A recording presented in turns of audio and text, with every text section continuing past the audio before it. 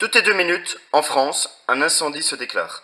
Alors, bien sûr, chaque fois ça n'amène pas des décès, chaque fois ce n'est pas toute la maison ou tout l'immeuble qui part en fumée, mais c'est suffisamment significatif pour que nous puissions nous préparer au pire.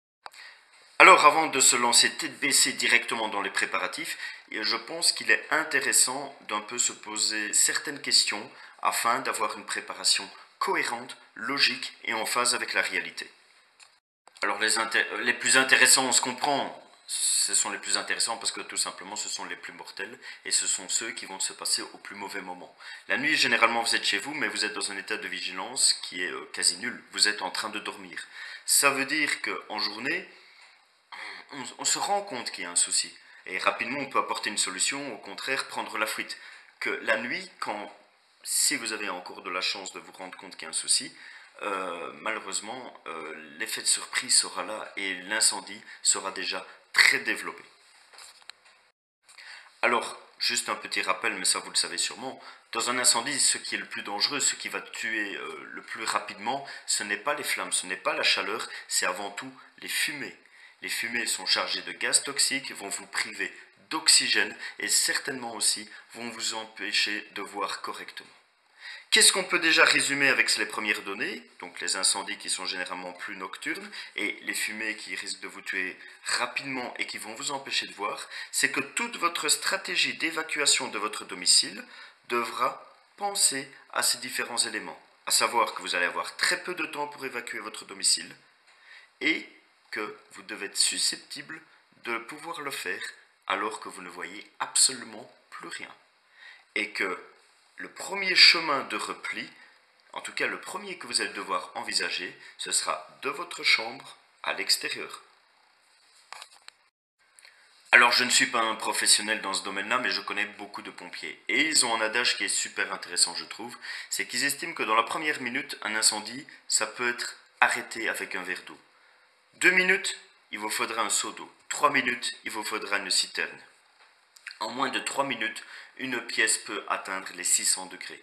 Un feu, voilà, ça évolue de façon exponentielle et soit vous le détectez très rapidement et vous apportez très rapidement une solution, soit, malheureusement, avec nos compétences à nous, avec notre matériel, avec tout ce qu'on pourrait avoir, on ne sera tout simplement pas en mesure d'arrêter cet incendie et il faudra donc appeler très rapidement les services de secours, les pompiers, afin qu'eux puissent apporter des solutions qui ne sont pas à notre niveau.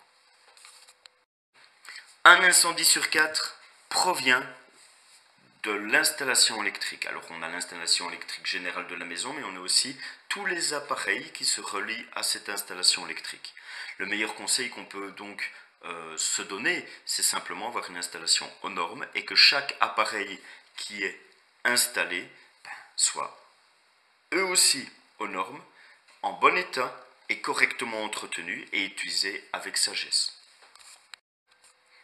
Un incendie sur 5, c'est à la cuisine que ça se passe. Alors bien sûr, parce qu'il y a souvent de gros électros, on a le lave-vaisselle, on a parfois un peu la hotte ou des choses comme ça, mais c'est très certainement les friteuses et les plaques de cuisson qui sont le plus gros vecteur d'incendie dans cette pièce. Donc une attention toute particulière doit être portée à la prévention et à la protection de la cuisine vis-à-vis des risques d'incendie. Autre vecteur important d'incendie, vos appareils de chauffage, nos appareils de chauffage. Alors on pense tout de suite au feu à bois, comme celui que je vous ai présenté dès le début, mais voilà, tout ce qui est poêle à pellet, les radiateurs électriques, les chauffages au gaz, la chaudière en elle-même, les installations de chauffage central, tout ça est source d'énergie qui, si maintenant on manque d'entretien, si les appareils sont défectueux, si maintenant on a des mauvaises habitudes, genre laisser du linge ou un objet vient de tomber sur un radiateur et on l'oublie, on met un meuble trop près du foyer, voilà, tout ça est source d'ennui et donc il faudra envisager également votre protection vis-à-vis des incendies par déjà une bonne habitude à gérer vos moyens de chauffage, mais aussi à localiser éventuellement ceux qui sont le plus à risque.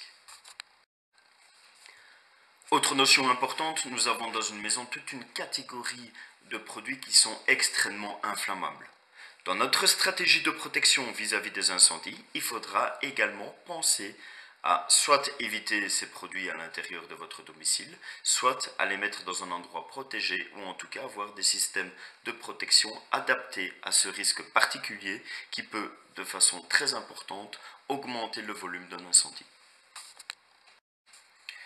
Et pour finir, on a toute une série de mauvaises habitudes. Les fumeurs avec leurs cigarettes, vous allez vider les cendres de votre poêle à bois, vous ne faites pas attention, vous ne videz pas ça en extérieur, il y a malheureusement encore des braises qui étaient actives. Les enfants ne sont pas assez éduqués, on leur a pas appris à ne pas jouer avec les allumettes ou avec des briquets. Voilà, il y a toutes ces petites mauvaises habitudes qui peuvent malheureusement créer des grands désastres. Alors les chiffres, les statistiques, les données que je viens de donner, elles ne sont pas exhaustives. Le but de cette vidéo, c'était principalement vous sensibiliser sur le fait que dans le cadre de la lutte contre un incendie, il était nécessaire de faire ce qu'on pourrait appeler une étude de risque, qui va varier d'une habitation à une autre, d'une personne à une autre. Étudiez d'abord un tout petit peu le problème, voyez c'est quoi le plus grave, voyez c'est quoi le plus récurrent, afin de pouvoir définir vos stratégies, que ce soit vos stratégies de fuite, de détection précoce, que ce soit vos stratégies d'appel aux pompiers, que ce soit vos stratégies de lutte contre le feu ou vos stratégies après l'incendie. On le verra dans d'autres vidéos, c'est une notion que je n'avais pas encore développée jusqu'à présent, mais vous devez également partir du principe que voilà, vous avez réussi à vous sauver avec votre famille de votre domicile en feu, mais que tous les papiers importants, toute une série de choses a péri dans l'incendie. Et donc il va falloir par après également retomber sur ses pattes. Nous sommes des personnes responsables sur cette chaîne et il est de notre devoir de se préparer un minimum, même dans des situations désagréables.